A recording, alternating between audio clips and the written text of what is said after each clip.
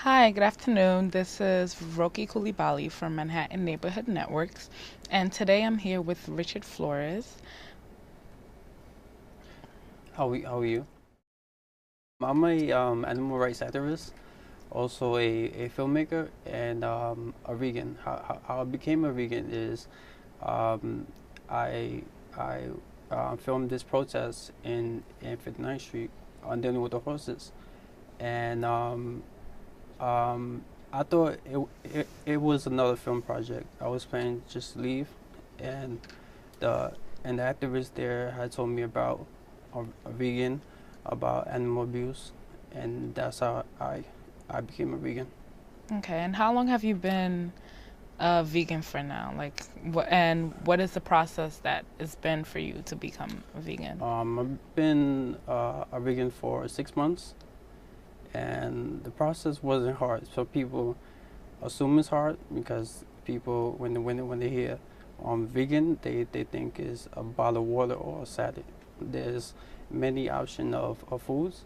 There's vegan cheeseburger, vegan pizza, and but there's also fake meat, and there's a lot of option of good taste buds out there to eat. Okay. Many people before they take the step of being vegan, which is for most people is a hard step, they tend to turn into vegetarians first or try to cut down on certain meats and just eat poultry.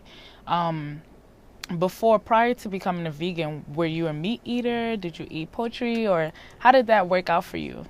Well, yes, I'm Spanish, so I grew up in a household where they eat meat, chicken, pork.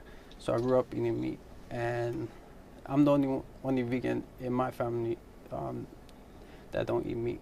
So some family members laugh at me, or they don't understand, or they dare when they hand me a plate of rice, but they dare to put a little tiny meats on top of rice. And I was like, how could you do that? So um, um, so I couldn't eat it. So when I do visit my family members, I bring my own food. I cook for myself. I have my own food in the fridge in the side, and everybody has theirs. And are you very extreme when it comes to, like, for example, if I was in the kitchen and I cooked my chicken in oil and I left it there, would you cook your veggie patty in that oil, or are you like, no, I can't No, even no, know? no, I wouldn't. I would not. And what was the reason for that?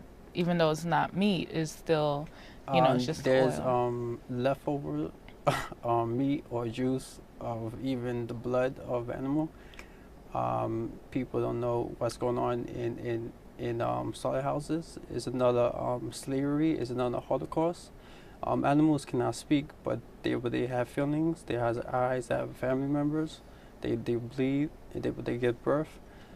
So when people think of when I saw a rat in the train station, I used to say, "Oh, nasty," but now I feel sad for that little rat in the train station, because even a cockroach, even a fly, you know, people care about they dogs or cat, but people don't care about cows or chicken. So so it's a disconnect between people. You gotta think animals are all animals. It's not just one animal. It's separate. Okay.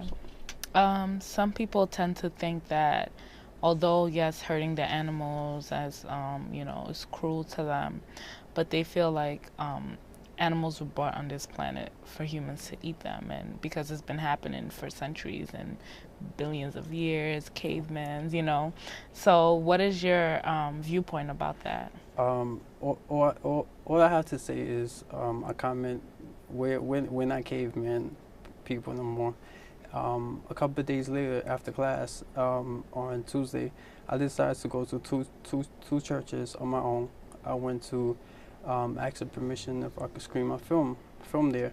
about animal abuse. And one guy from church, he got offended. He got angry at me.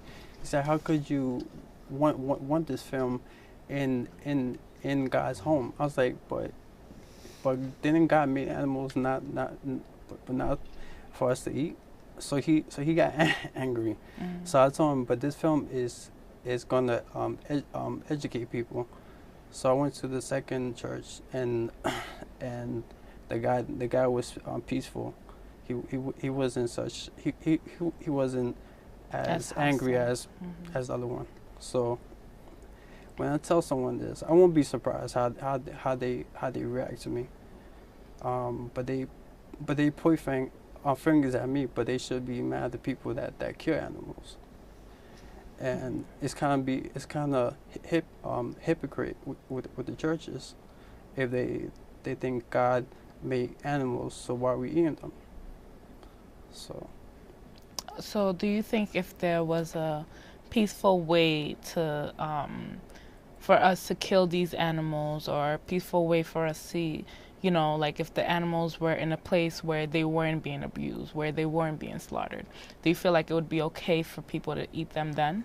Well, no, because they use a humane way, but they meaning of humane way is a gun to the head or a knife to the throat. That for them, that's human. That's a humane way. And we're no is in the end we should not eat animals at all. Um, and it's not good for you. It's not good. It gives people a heart attack, cancer. I understand people are allergic to soy. People had told me that. I just talked to my doctor. You got to, if you're going to turn vegan, you got to talk to your doctor and take a vitamin A, vitamin B to make sure your body is good. If you do choose to turn vegan.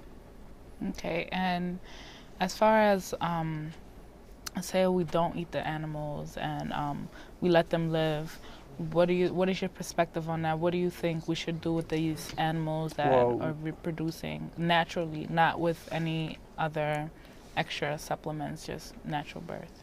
We have a sanctuary that they could say if someone save an animal, they could be transferred there, and it would be a safe place. But like I said, in the end run, there's no reason to eat animals, even if they dead. It's not good for you, especially it's not good for the animals. So in this sanctuary that you're explaining, how would that process work? Would it just be like all the animals, or would it just be different types of animals, or how would that work? Every animal. Between cows, cats, chickens, any animal that you could think of will be there. But obviously, some animals can't be together because they will attack each other. But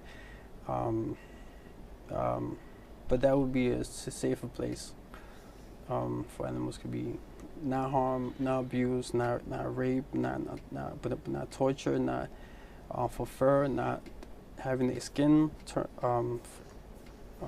off while alive. They will be safe there. So. Okay, and so now that all these animals are there, and say there's situations where the chicken and the bear, now the bear is eating the chicken, or now the animals are eating each other.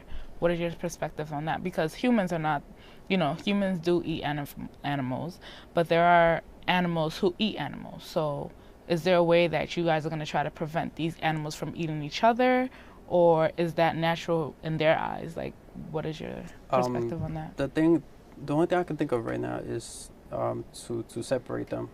That's the only thing I can think of.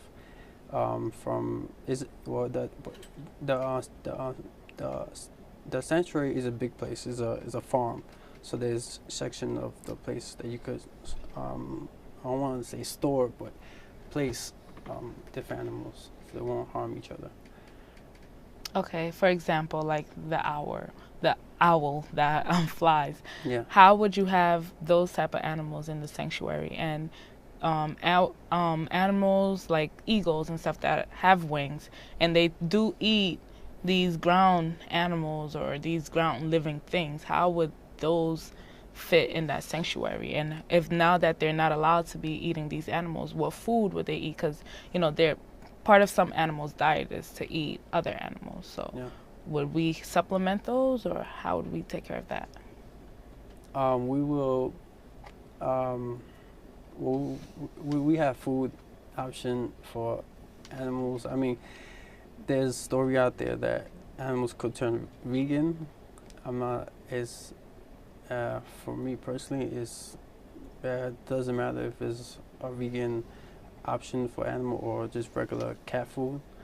But some people have pets that has a vegan food option for the animal, and it's healthy for them. Um, the crazy thing that I always every time I speak out to someone, like I said before, they feel so angry about it. I don't know why, but and just people just don't give a damn about animals because obviously they cannot speak human. They pass a law in 50 states. If you harm an animal, but you become a felon, but there's a procedure for that.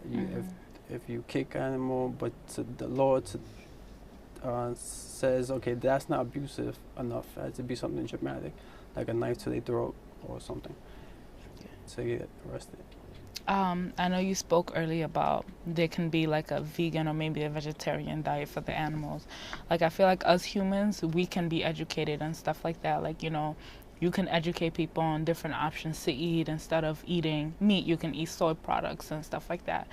But how would we go about educating these animals about eating things that it's their nature to just go out and hunt? Like, Yeah. Well, we can't obviously do that, but if they choose to, right, that's their nature. That's their society. That's who they are. But so wouldn't it kind of be contradiction, like, because humans are eating them? So either way, if the humans don't eat them, then they'll eat each other. yeah, that's dumb. As long as humans don't eat animals, I would be happy. So what is kind of like the difference there between the humans eating them and the animals? Because is the way they live, and human beings are smarter than animals. I hope. Okay. But we have more intelligence. But the animals have our genes too, so we should be aware of that too. Okay. Thank you so much, Richard. I enjoyed talking, and I hope Awesome. other people there are educated about different things to do. And again, Richard Flores is an animal activist. He's also a vegan, and he's a filmmaker. So you guys can check out his films and get more information on it.